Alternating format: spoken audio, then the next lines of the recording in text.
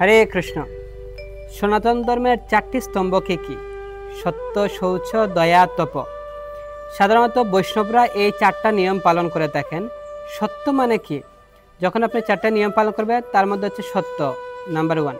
সত্য মানে হচ্ছে যখন আপনি জুয়া খেলা, তাস খেলা, পাশা খেলা এই ধরনের যে খেলা আছে এই খেলা ত্যাগ করবেন, তাহলে আপনার সত্যতা রক্ষা হবে। সত্য। শৌচ, যখন আপনি অবৈধ সঙ্গে ত্যাগ করবেন তখন আপনার শৌচতা রক্ষা হবে। সত্য শৌচ। দয়া, যখন আপনি আমিষ আহার ত্যাগ করবেন, জীব হত্যা ত্যাগ করবেন তখন আপনার দয়া ঠিক থাকবে।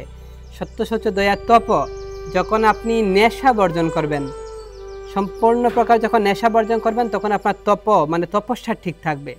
তাই এই সনাতন ধর্মের চারটি স্তম্ভই বৈষ্ণবরা পালন করে থাকেন, যার নাম হচ্ছে চারটি নিয়ম।